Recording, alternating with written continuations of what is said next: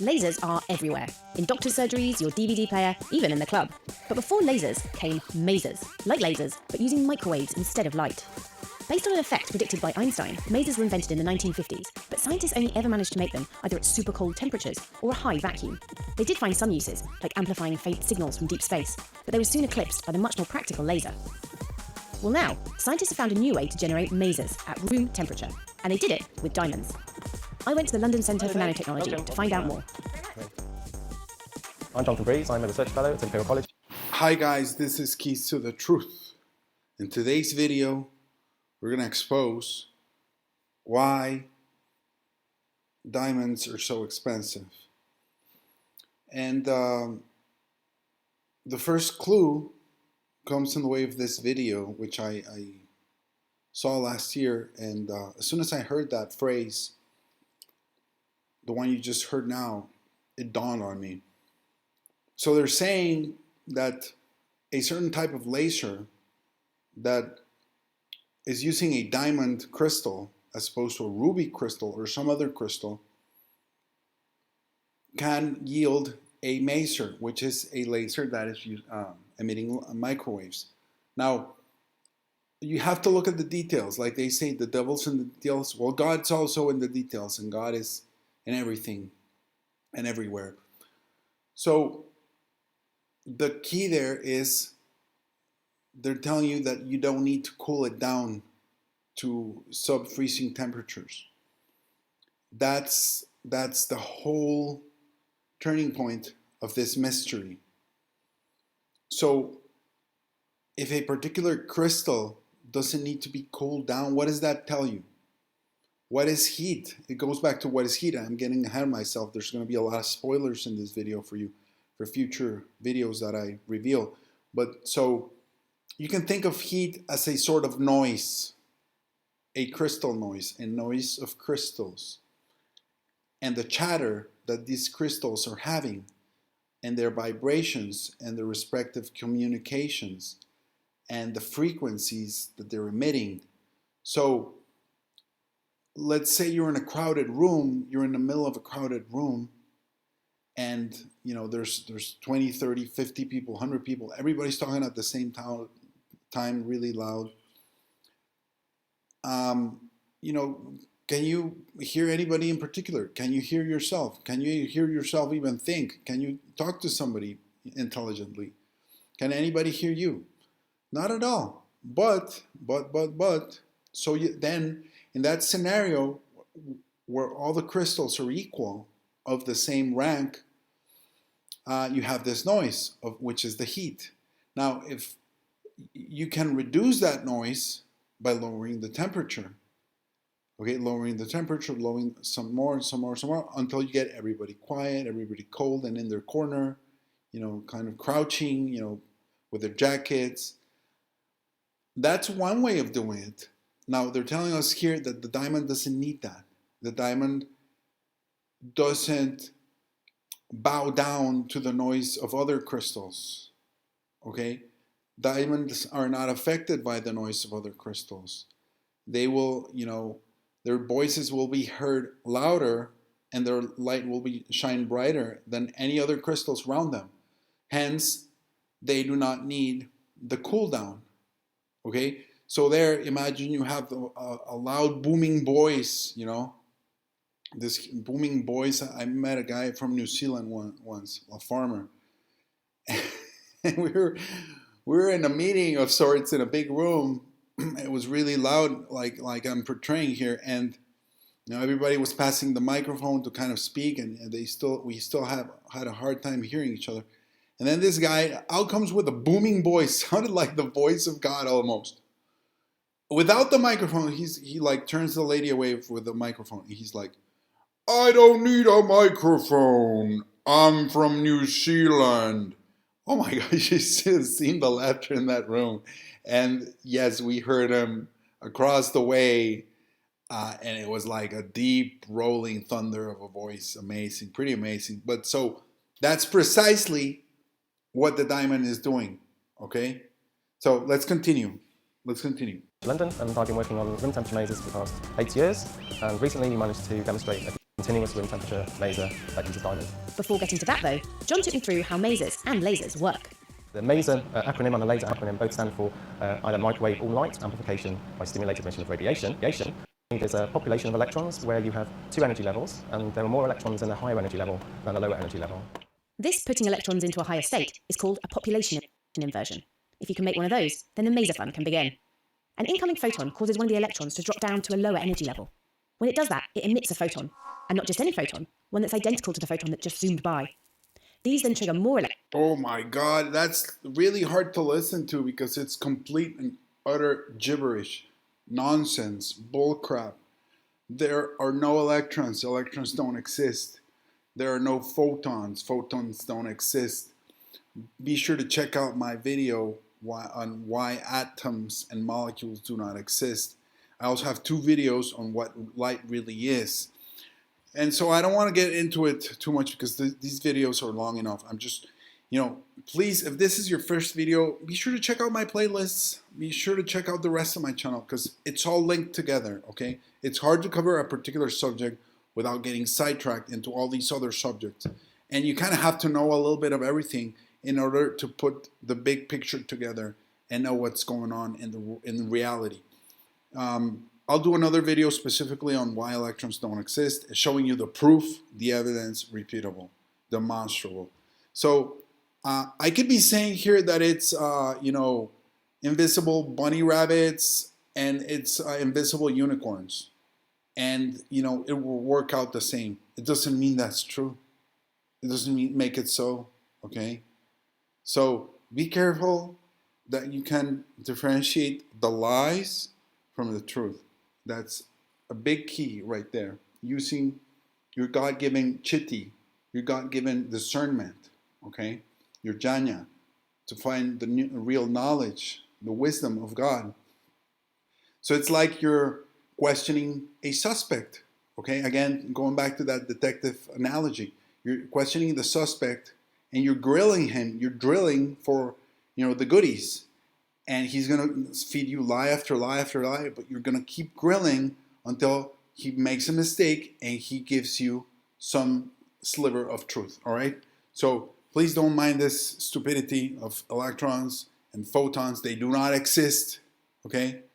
But we'll do that in another video. Just let's try to find some more meat here on these bones. electrons to drop, releasing more photons, in a chain reaction that scientists call stimulated emission. It's a sort of exponential photocopier for photons.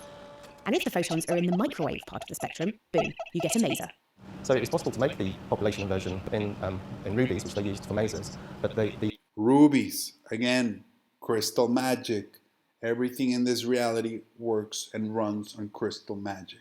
Let's keep going. The population didn't last very long, so it only lasted for a fraction of a billionth of a second. And so they had to cool it down to cryogenic temperatures to make it last for a few millionths of a second. So it still... There, he's telling you, they have to cool it down. They have to quiet everybody in the room, because the ruby's going to talk, okay? But the diamond, he doesn't need other people to be quiet because they are all going to shut up immediately when the diamond's speaking, okay? So let's keep going, and then you'll see what my point is here at the end of this. Just bear with me, please. quite short amount of time. John and his colleagues needed to find a material that could sustain a population inversion at room temperatures. They had some success with an organic polymer, but that could only generate a pulsed laser.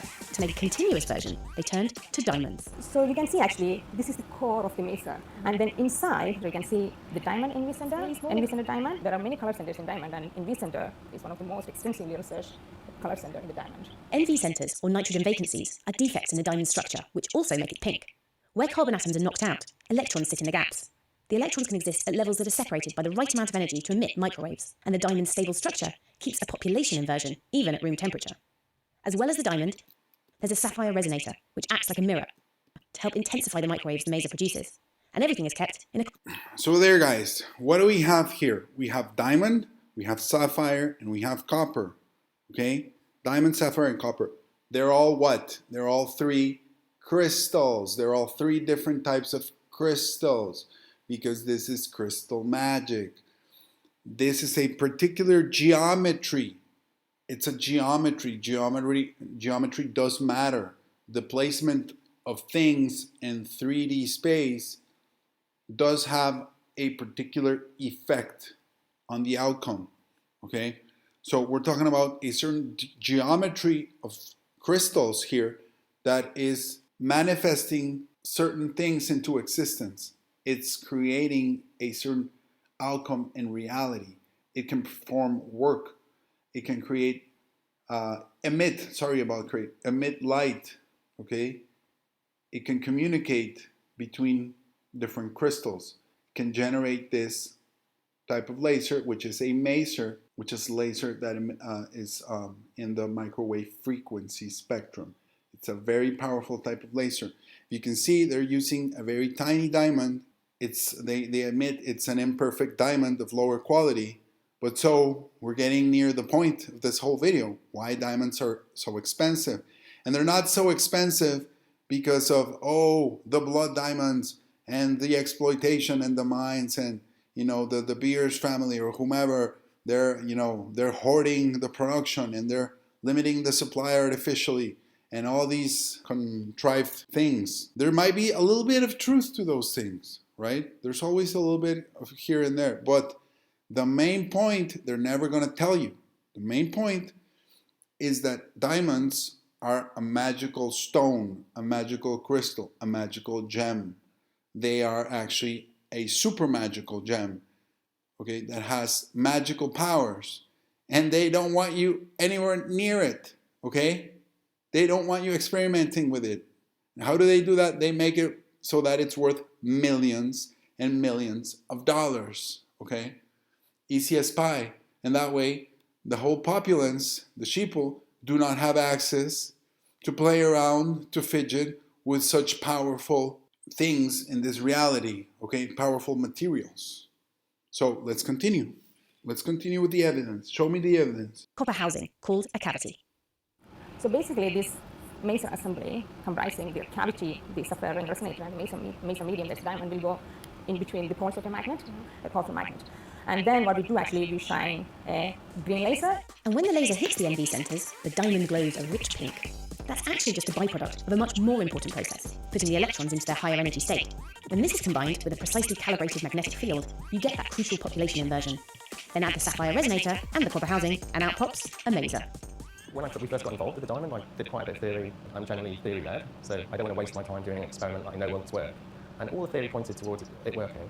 We had been trying for about a year to kind of observe this amazing phenomenon, and we've had no kind of positive results. And then we saw this quirky phenomenon, and I knew what that was, and I got very excited. So the next day, everyone was there. We were all excited actually, so it was a very great day. You guessed it, they'd made a maser. I had to go for a walk and calm myself down. So yeah, it wasn't a eureka moment, but it was definitely, a we did it moment. Their maser is still pretty weak, but it's a proof of principle. And the fact that it uses NV-centered diamonds is exciting, because these are already being studied for other applications. Quantum computing at room temperature, and also what's called quantum. Ding, ding, ding, ding, ding. Winner, winner, chicken dinner. He gets the prize. Quantum computing. Dun, dun, dun, dun. I'll do a video on that as well. And why they need to use diamonds. Because it's crystal magic. Let's keep going. Metrology. The fact that we use that kind of diamond for our laser should hopefully open up a new branch in the kind of quantum diamond technology. This technique could not only make for cheaper and more convenient lasers. All right, enough of the nonsense. We got what we wanted. These guys are very smart. They're smarter than me. They're smarter than most people. But the thing is, you need to have the grace of God. And I'm sorry if I keep bringing God up, because God is, the center, the essence of everything. If you don't want to call him God, call him the creator, the source of everything. Okay? So the point is this. Crystal magic is what runs this universe. Okay? And they're never going to tell you. I haven't seen a single channel on YouTube. I haven't seen a single website or anything talking about real crystal magic. You're going to get the nonsense crystal magic, but not about the real crystal magic and explanations. Why? Because the elites, leak out a lot of knowledge, but the real knowledge, they keep it to themselves. And they only kind of hint at it in entertainment and media because they want to communicate with their children and their kids and their grandkids and pass on their secret knowledge. But they're not going to tell you about magic, crystal magic. They're never going to tell you directly. They keep this one very close to their chests. They're bound to secrecy. And why am I telling you? Because I am not part of that, and I am not bound by anything. I am bound only to my commitment to the Creator, okay, and my love for the Creator, and the compulsion that He's put in me to share this knowledge with you. So He's the one that's giving me all this knowledge directly, okay? And from the beginning, I was told by Him not to take credit for any of this. So I may sound like a crazy person, but I will never take credit for something that I didn't come up with, okay? So let's keep going, guys. When you start looking at the other properties of diamonds, you realize how amazing they are and why they're at the top of the food chain, price-wise and properties-wise. For example, the refractive index. It's the material that has the highest refractive index known to man. That means that it's going to change the light as it shines in the diamond. Now remember, go back to my videos, what light is exposed, how light travels. I did some experiments there and I showed you the proof. Light is not composed of particles. Light is not a wave. Light does not travel in the ether. There's no ether needed, okay? Light is a telepathic communication between crystals, crystal magic. It is the objects themselves that vibrate and shine, okay? You can't see light itself. You can only see objects illuminating, okay? So it's those objects illuminating that shine, the crystals that shine. So what it means that diamonds have the highest refractive index is that they're going to take the information or the instruction from other crystals around them, and they're going to change it. They're going to twist it more than any other substance known to man, okay? Because they're at the top of the food chain. Because there is a hierarchy in crystals. Not all crystals are created the same. We all know about the hardness and the strength of diamonds. The hardness of a diamond, we have the tensile strength here. Let me type down the hardness. And it's the hardest substance known to man. You're going to get psyops here and there telling you,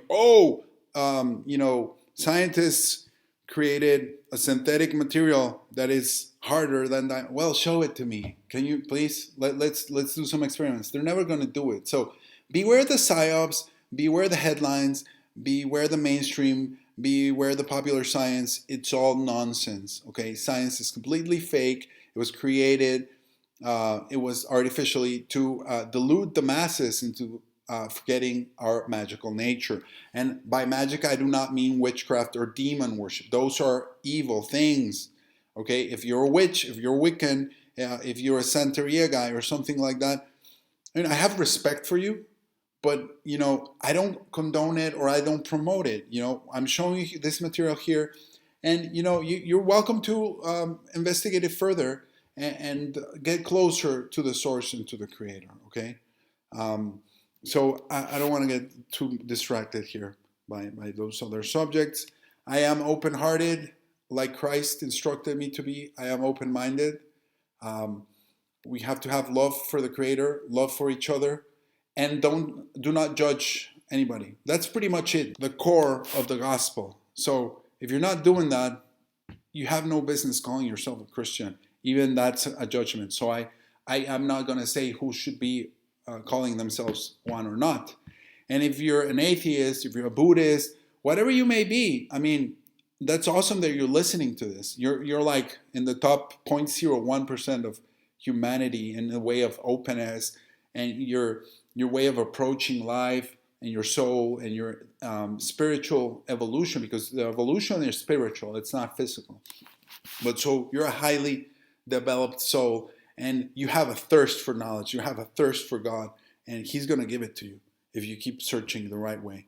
So you can look at other material properties of diamonds. They're pretty amazing. It's the hardest material. It's the one that reshapes light or reshapes the instruction the most. It's also going to be it's also going to be an electrical insulator, and it's going to have the highest thermal conductivity. What does that mean? And that's exactly why they're going to use it on masers and they're going to use it on quantum computers. Because diamonds have that highest thermal conductivity, which boils down to diamonds are pretty much immune to fire. Yeah, you heard me correctly. They're pretty much immune to heat. We have claims that they will, melt or burn at over 4,000 degrees Celsius, which is over 7,000 degrees Fahrenheit, which is much higher than tungsten or any other material known to man. But show me a kiln, show me a crucible that can, get that high. I don't think even with electricity, with a short circuit, you can get that high. And here's, for example, from 1984, somebody claiming to melt the diamond. This is the type of fake news that I'm warning you about. Don't listen to this stupidity and nonsense. Like, do the real research and see if it's something that's repeatable, okay? So pretty much diamonds are immune to fire. So again, they're pretty much indestructible, I mean, I'm not saying they are, but they're close. They're as close to indestructible as matter gets.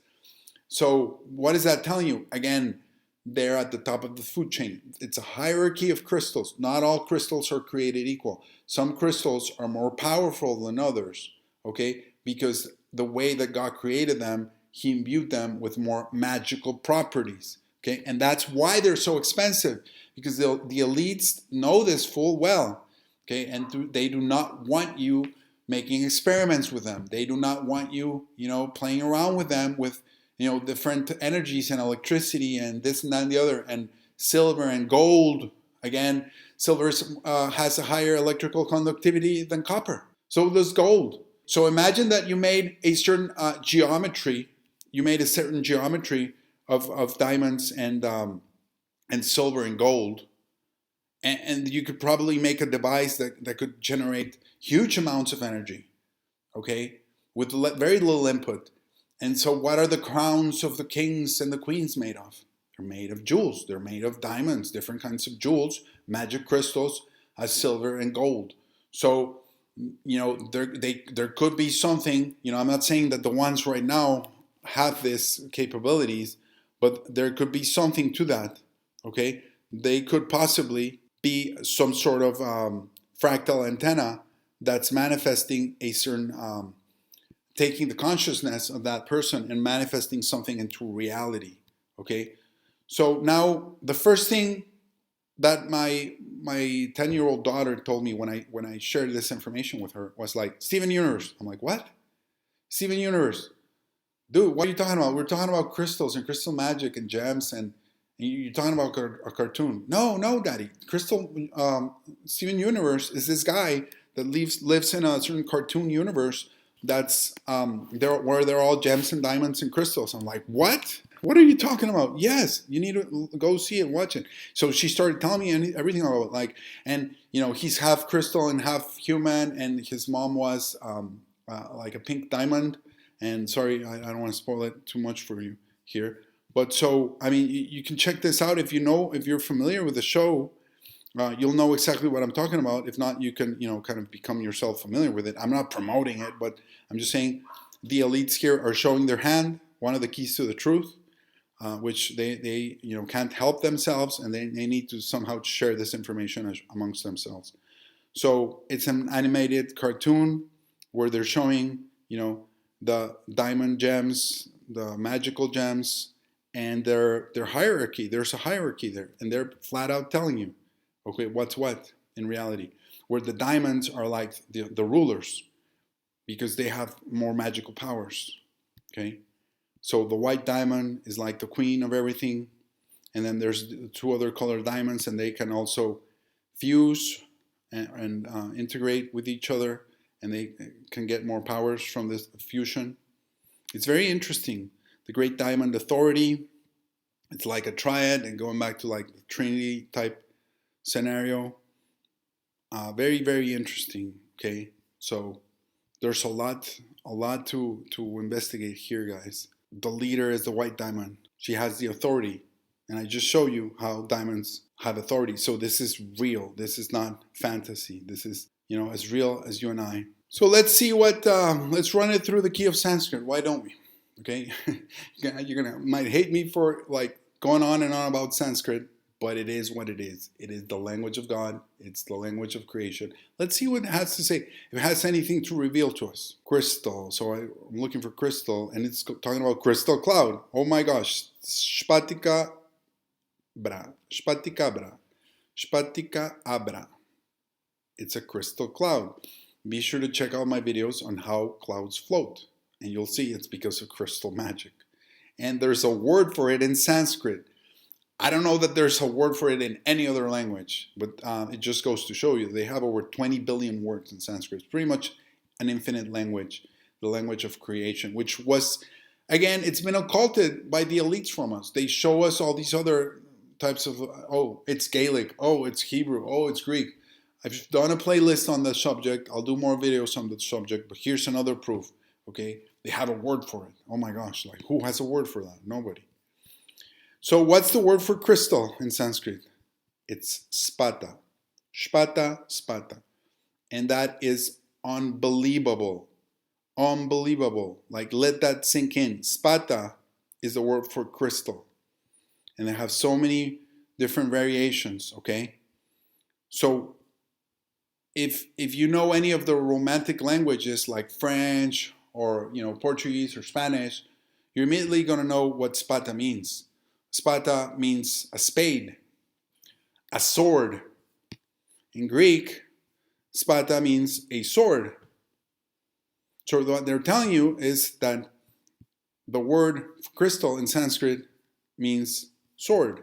Why? Because of the shape of the crystals. Okay? Because of the shape of the crystals. Let's look at some of the crystal shapes. The tips of certain crystals look like what a Greek sword would look like, with that pointy edge and the angles, okay? That's why the Greek adopted that word from the Sanskrit, which was, the crystal, and now they used it for their swords. And so, like spatula, it's also deriving from there, and spade in English. So, for example, a lot of people criticize me and tell me, oh, keys to the truth. Well, there's no crystals in the Bible. So what are you going on about? I'm like, well, think again, because Genesis 3:24, after he drove the man out, he placed on the east side of the Garden of Eden cherubim and a flaming sword flashing back and forth to guard the way to the tree of life. I keep telling you that tree of life is alive and kicking, and that tree of life is at the center of our universe, and it's at the center of the North Pole. And a lot of people thought, okay, well, it's a cherubim, it's an angel with a flaming sword. But what if this word was mistranslated from the Greek version of the Bible, from spata, and it doesn't mean a crystal sword, but it means, a flaming sword. It means a flaming crystal, a magic crystal. It could be. But, I've done my research on this, and the word that I get in the Greek version is not spata, it's rhomphion. Okay, I don't know if I'm pronouncing it correctly or I'm butchering it like I do with the English, sorry guys. So, and rhomphion is actually deriving from, it is Greek, but from the Thracian. So remember, there's also a Thracian Bible, and there's also a lot of Thracian Apocrypha. So there might be more to this story, to this mystery, okay? So the rhomphion was a certain type of Greek sword. So we don't know there for sure if somebody switched the word or not, okay? If it's meant to say crystal or if it's meant to say sword. There's also a passage in the gospel where Christ gives each one of his followers a sword. Could it be that he gave them a crystal? That's a stretch, and I admit it. But it's one that we should look into further.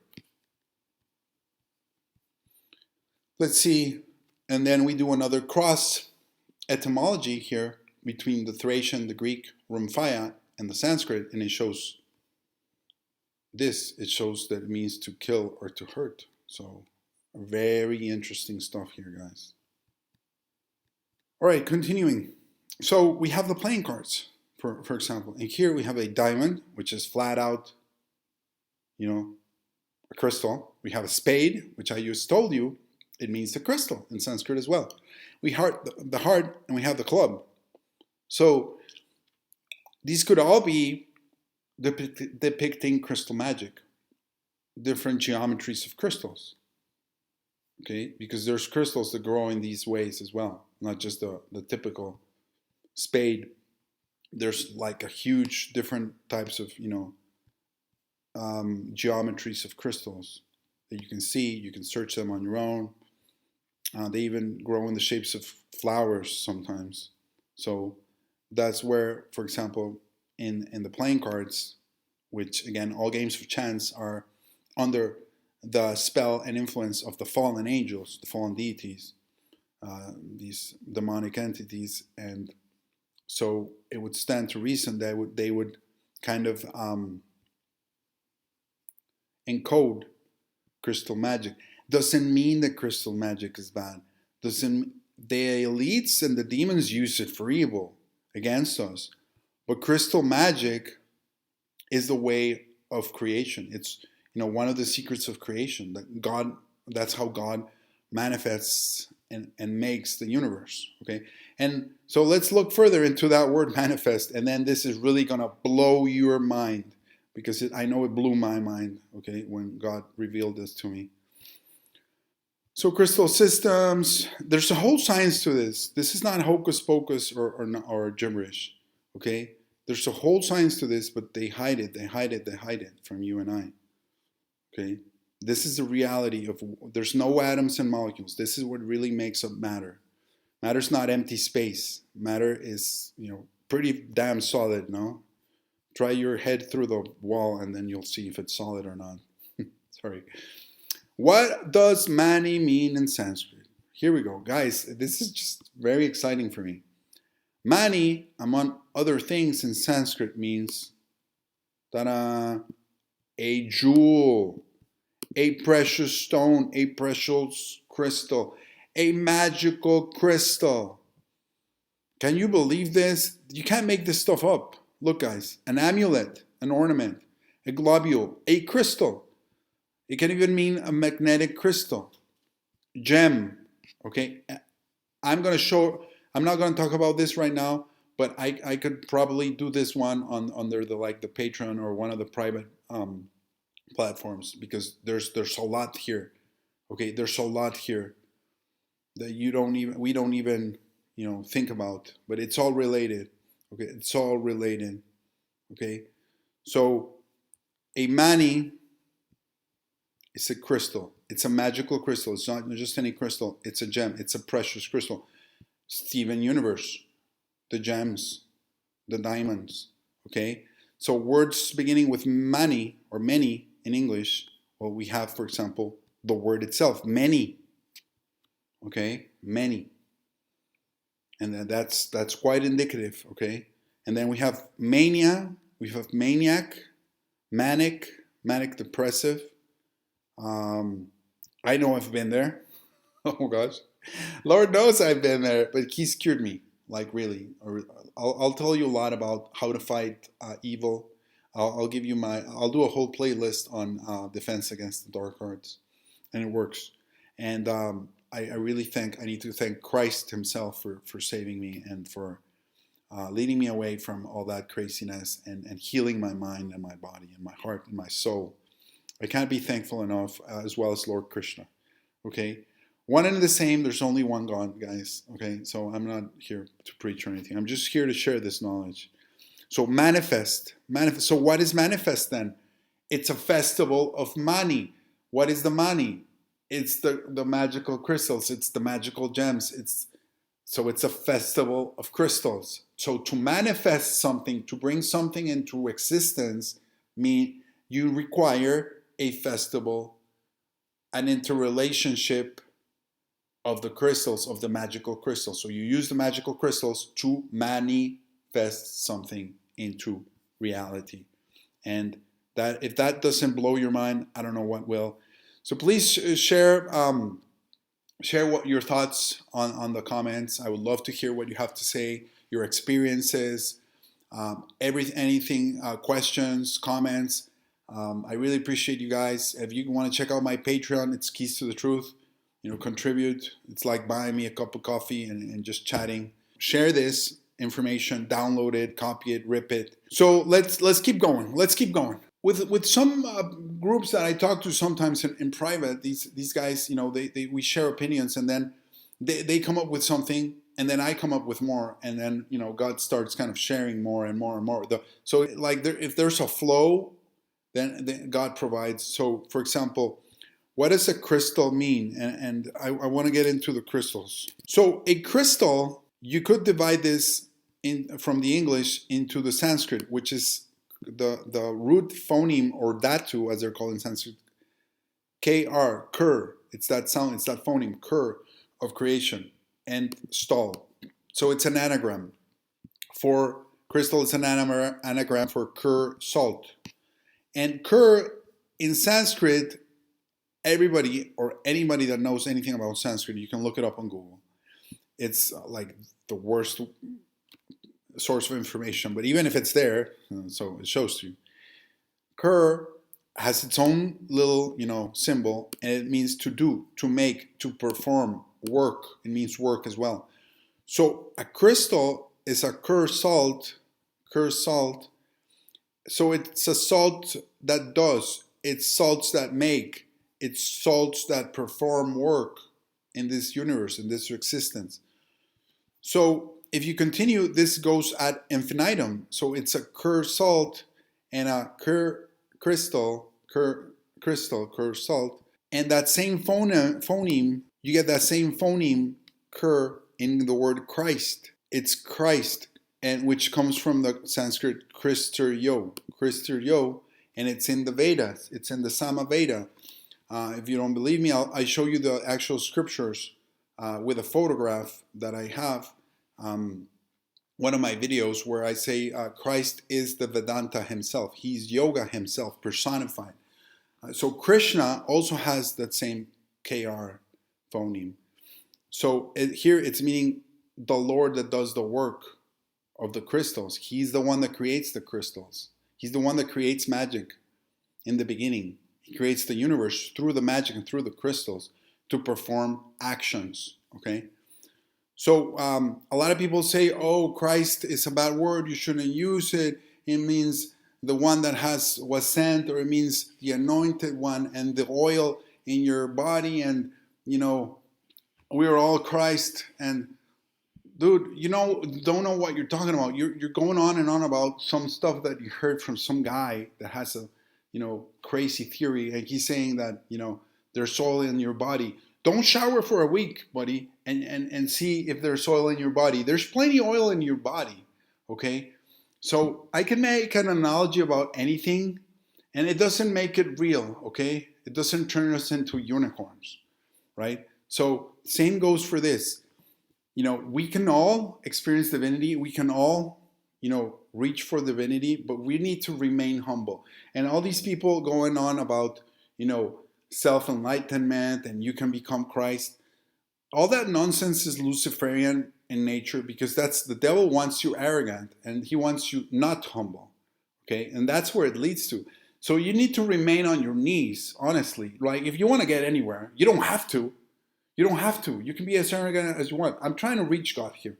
I'm trying to get, back to the source and realize the full potential of my life and of my body and my soul. That's the whole point. Okay, if you don't want to, you're free not to do it. But so what I'm saying, if you're on that journey, then you need to remain in humility. And you can't be saying, hey, I'm Christ, I'm God. You have to be like, dude, I'm a part of creation, I'm a part of God, but I must remain humble because, my body is nothing, my ego is nothing. Okay, dust to dust, ashes to ashes. Okay, so Christ does not come from the Greek or the Hebrew or the Aramaic. It comes from the Sanskrit. It's in the scriptures. It's in the Holy Vedas, the Holy Vedanta, the yogic scriptures. They all talk about Christ, period. If you don't know, you don't know. You need to look into it and not just dismiss the information. So Christer means to test, to injure, was injured, pained, cultivating humanity, teacher. Like, who was pained, who was injured, who was tested, who cultivates humanity, and who's a teacher? Like, dude, Doesn't take a genius to figure it out. Yo is just a grammatical declination of Yah, whom is the highest being, the highest Lord, the Lord of all creation. So Christer Yo means the Christ of God, the Christ of Yah, which means the teacher whom was tested, injured, pained, and cultivates humanity. Okay? So back to them crystals. Diamonds are so beautiful. They're very precious stones, but they're also magical stones. I've shown you why they're so expensive. The elites do not want you to have access to them. They do not want anybody gaining access to them. You can see them in Lord of the Rings. You can see them in so many different, jewelries exchanges. You can see it in real life and in entertainment. Okay, they are used for the crown jewels of the monarchs, which are the royal bloodlines, and there might be something to that. They might just not just be a pretty item, okay, a pretty accessory. They might have the capability to increase one's manifestation into this physical reality once you put that on, and projecting that 6th and 7th chakra, okay, and you could possibly create with gold, silver, and diamonds a geometry that could lead to some sort of almost free energy or high yielding energy that is right now inaccessible to us. So anyway, guys, I hope you liked the video. May God bless you forever and ever.